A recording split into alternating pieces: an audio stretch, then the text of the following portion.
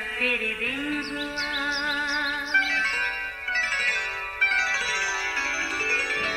नया फिर दिन हुआ, पुरानी रात का करे सो शुक्र हम खुदा की जात का, खुदा की जात का, नया फिर दिन हुआ। आज की आयत, तुम इंसाफ, पामाइश, वज़न और पैमाना में नाराज़गी ना करना, मैं ही खुदावंद तुम्हारा खुदा हूँ।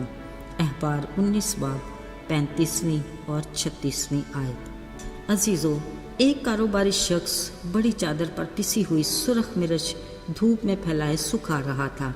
अचानक कहीं से किसी का गधा आया। पहले तो उसने लाल मिर्चों में ज़रा सा मुँह मारा और फिर धीरे धीरे खाने शुरू हुआ। जब उस शख्स की गधे पर नजर पड़ी तो उसने पहले तो गधे की खूब पिटाई की, फिर उसके मालिक की शिकायत के लिए जिरगा के बुजुर्गों के पास पहुंच गया और अपने नुकसान के पूरा करने का मुतालबा करने लगा।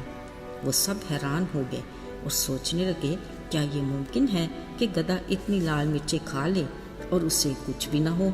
लगता है दाल में कुछ तो काला है। खैर, जब तहकीक हुई तो पता चला कि ये तो लकड़ी का बूरा है जिसको सुर्ख रंग लगाकर धूप में सुखाने के लिए रखा गया है। देख लीजिए, हमारे माशरे में इस तरह के कई वाक़यात होते रहते हैं। एक वीडियो देखी, रेड़ी वाला पीछे छुप कर बैठा रेड़ी पर रखे फलों में किसी केमिकल के इंजेक्शन लगाकर उन्हें पके हुए और रसीले बनाकर फ़रोख्त कर रहा था। अजीज़ों, सच तो ये है कि अंदर खाने ऐसे बहुत से काम होंगे जो कभी तो खुफिया कैमरे अपनी आंख से मंजरे आम पर ले आते हैं, जिसे देखकर अक्ल दंग रह जाती है। मगर ज़्यादातर ऐसे पोशीदा काम कारोबार में मिलावट करने वाले कभी स्क्रीन पर नहीं आते। अजीज़ों, इंसान अपने जैसे इंसान को तो धोखा दे सकता है मगर खुदा को नहीं। आपको खुद भी इस बात का तजुर्बा होगा। कोई सब्ज़ी लेनी हो या फल, सामने दिखाई देने वाला माल एकदम ताज़ा, फल भी पके और रसीले होते हैं। जब खरीद कर घर ले जाएं तो बैग में से आधी गली सड़ी सब्ज़ी निकलेगी और कुछ ताज़ा और कुछ अच्छी। फलों का भी यही हाल है, बस 50-50। लेकिन दाद देनी चाहिए उस दुकानदार को जो दिखाता तो अच्छा माल है मगर बैग में जाते ही न जाने कैसे गल सड़ जाता है। आपने देखा होगा, अक्सर फल के ऊपर एक खूबसूरत स्टिकर लगा होता है। बज़ाहिर लगता है फल की सजावट की गई है, मगर स्टिकर उतारते ही असलियत सामने आ जाती है। मेरे अजीज़ों, इस तरह के किस्से सिर्फ कारोबारी हजरात और दुकानदारों से ही वाबस्ता नहीं, बल्कि ज़िंदगी के हर शोबे में खूबसूरत धोखे और मीठी मीठी रियाकारियाँ और छोटी छोटी चालाकियाँ होती रहती हैं जो खालिक खुदा की निगाह में किसी तौर पर भी काबिल कबूल नहीं। ज़रा सोचिए, हम अपनी औलाद की परवरिश किस तरह की कमाई से करते हैं। अगर हम कड़वे बीज बोते हैं तो फिर अच्छी फसल की तवक्को क्यों कर रख सकते हैं?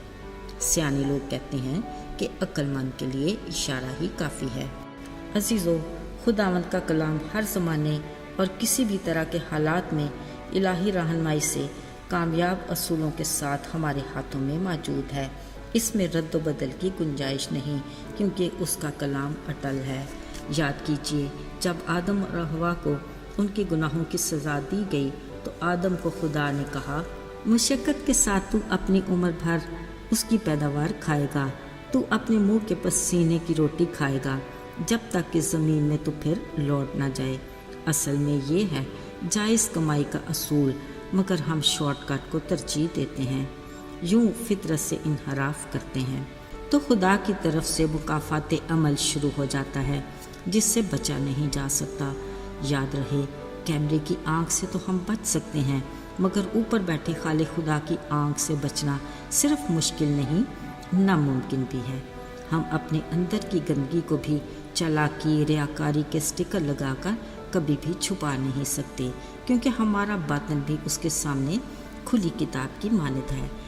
अजीज़ों, सुबुर नफीस दाऊद कादर मुतलक खुदा की इस इलाही खासियत को जान कर कहता है कि जब मैं पोशीदगी में बन रहा था और ज़मीन के असफल में अजीब तौर से मुरतब हो रहा था तो मेरा कालिब तुझसे छुपा हुआ ना था।